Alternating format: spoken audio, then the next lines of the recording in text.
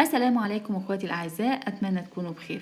زهقتي من وصفات العيد واللحمه المسلوقه واللحمه المشويه؟ جربي لحمه العيد بالطريقه دي، وصفه جميله للحوم وكمان هنا تنفع معاكي في العزومات وباذن الله هتعجب الجميع. اتمنى في البدايه ما تنسوش دعمكم لينا باللايك والاشتراك في القناه وما تنسوش الشير للفيديو. ولو بتشوفوا القناه لاول مره، دي مجموعه من الوصفات اللي شاركناها مع بعض على القناه.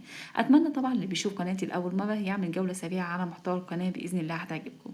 وصفه زي وصفه الحلويات اللي فاتت عملناها زي ما احنا شايفين، عملناها بثلاث بيضات بس ونص كوبايه من الدقيق. هتعملي صينيه حلويات او صينيه جاتوه سريعه واقتصاديه وباذن الله هتعجب الكل. ودي مجموعه من الوصفات اللي شاركناها مع بعض على القناه، تنفع معاكي من وصفات العيد وتنفع كمان وصفات للمدارس. وصفه زي الوصفه الجميله اللي حضراتكم شايفينها ديت وجبه عشاء سريعه واقتصاديه باذن الله هتعجبك.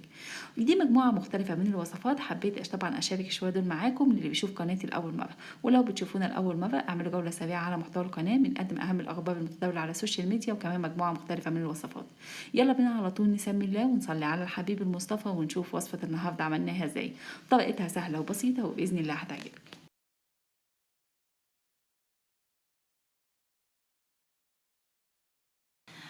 اول حاجه في وصفتنا زي ما احنا شايفين، لو عندك هنا لحمه بالطريقه ديت، انا جبت هنا كان عندي كميه من اللحمه فيها عظم وكميه تانية مخليه من العظم. دي الكميه اللي هنعملها مع بعض.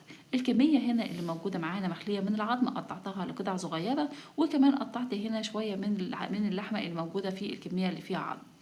يعني هنا زي ما احنا شايفين، حطيت بقى اللحمه بتاعتنا هنحطها بالشكل بتاعنا ده في البايركس اللي هنحطه في الفرن. ادي اللحمه بتاعتنا، طبعا احنا غسلناها كويس وقطعناها وبعد كده حطيناها في البايركس بتاعنا. التتبيله بتاعتنا زي ما هنشوف، ادي هنا معانا الكميه الموجوده معايا حوالي 5 من الطماطم وفلفل حراق وكمان فلفل اخضر عادي. لو حابه تستغني عن الفلفل الحراق ممكن تستغني عنه. مسكت هنا المكونات بتاعتنا اللي هي طماطم والفلفل، قطعتهم بالشكل هنا بتاعنا ده وبعد كده ضفتهم على اللحمه. اهم حاجه في الوصفه بتاعتنا زي ما هنشوف دلوقتي، وهي التوابل، هي اللي بتديها نكهه حلوه جدا في الوصفه. زي ما احنا شايفين في وصفتنا، بعد كده جبت هنا الكميه بتاعتنا مقدار 4 فصوص من الثوم وهبتدي اقطعهم على اللحمه بتاعتنا. حابه تقطعيهم بالشكل ده ممكن تعمليهم، او حابه طبعا تعمليهم في الكبه او بالمبشره ممكن تعمليهم. انا قطعتهم بالشكل بتاعنا ده، وبعد كده هنيجي لخطوه التوابل.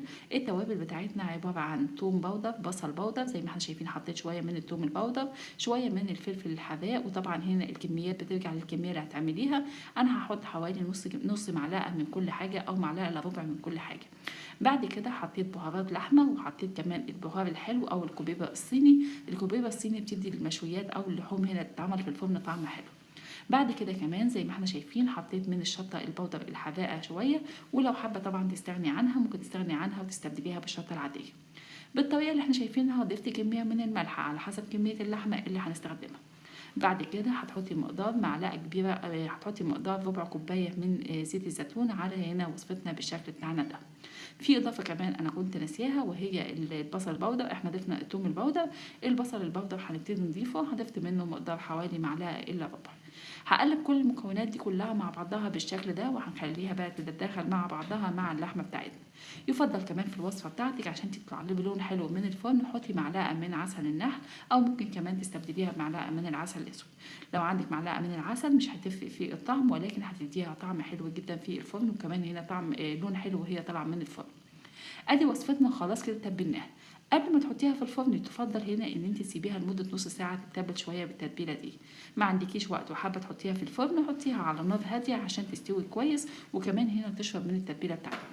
هتغطيها بورق فويل او هتغطيها طبعا بالغطا بتاعها بنفس الخطوات كده. وقبل ما تغطيها هنحط لها شويه من الميه، انا اديت لها مقدار كوبايه من الميه على الوصفه، وبعد كده هغطيها وانا مولعه الفرن، هحطها في الفرن وهسيبها لحد ما تستوي. في نص التسويه هبتدي اطلعها وهشوفها لو محتاجه ملح ولا حاجه ممكن احط لها.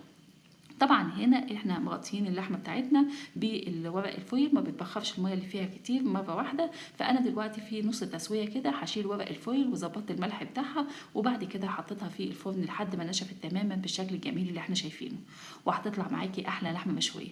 لو حابه بقى اللحمه بتاعتك هنا تديها طعم الشوي، ممكن هنا تولعي قطعه من الفحم وتحطيها عليها، وبعد كده بعد ما تحطيها عليها في طبعا في حته ورق الومنيوم، وبعد كده تحطي لها معلقه من الزيت، هتديكي بخار الفحم الفحم وهتطلع جميله معاكي. زي ما احنا شايفين اللحمه دايبه وطالعه وجميله جدا معانا ولونها طالع جميل.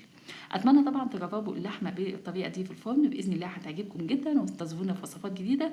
واتمنى طبعا ما تنسوش تدعمونا باللايك والشير، والسلام عليكم ورحمه الله.